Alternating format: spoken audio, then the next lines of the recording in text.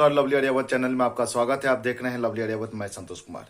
यह घटना है बिहार के रोसड़ा प्रखंड के खेरा गांव के, जहां एक नवयुवक पैक्स अध्यक्ष विजय महतो उम्र 38 साल, जो एक सीएसपी केंद्र भी चलाता था एसबीआई का, को गला काटकर अपराधी फरार हो जाता है। जी हां, आपने बिल्कुल ठीक सुना।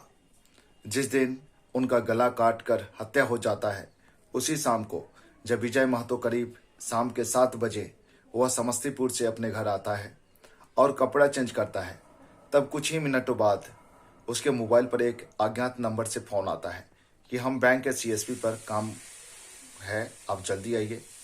क्योंकि उनका सीएसपी का जो टाइमिंग था वह था सुबह 8 बजे से शाम 8 बजे तक, तो उनको लगा कि हो सकता है टाइम से आज पहले बंद कर दिए थे तो कोई होगा, काम होगा।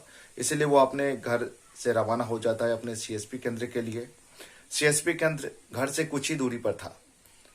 वहां पे गए, जब शाम में करीब रात हो गई, 2 घंटे बीत गए थे, तब उनके बेटे ने उनको फ़ोन किया कि पापा जी आइए, खाना खा लीजिए।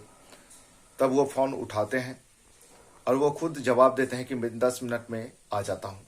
लेकिन उसी समय कुछ समय बीत गया। 9 बज के करीब 22 मिनट पर विजय महतो के फ़ोन से एक मैसेज आता है कि उनके घर पर मैसेज आता है कि वह 10 बजे तक पहुंच जाएगा। तो घर वाले सोचते हैं कि हो सकता है काम अधिक होगा, तो वह फिर फ़ोन नहीं करते हैं। लेकिन कुछ देर बाद फिर फ़ोन किए उनके घर वाले, तो पता चला कि उनका फ़ोन स्विच ऑफ आ रहा है।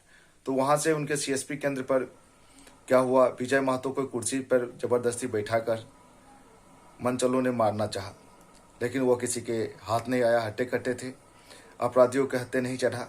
तब अपराधियों ने मिर्ची पाउडर का इस्तेमाल किया और मिर्ची पाउडर उनके आंखों में डालकर उन्हें बेहोश करने की कोशिश की और 4-5 लोग मिलकर उनका गला काटकर निर्मम हत्या कर दिया। इस तरह एक बाप ने अपने बेटे को खोया और एक बेटे ने अपने पिता को। तो सावधान हो जाइए। याद रखिए कि अगर आपके मोबाइल पर कोई अज्ञात नंबर से फ़ोन आता है, चाहे वो आपके बिजनेस के सिलसिले में हो या कोई आपको कहीं से बुलाता हो, तो आप सतर्क हो जाइए। हो सकता है कि अगला दस्तक आपके यहाँ हो। इसीलिए अज्ञात नंबर पर कभी भी भरोसा मत कीजिए। जो आपके जानकार भी है, तो उससे पहले सारा डिटेल ले लीजिए, क्या काम है नहीं है, उसके बाद ही आप डिसीजन लीजिए उससे मिलना है या नहीं। आगे की अपडेट के लिए लवली अरियावत के साथ जुड़े रहिए।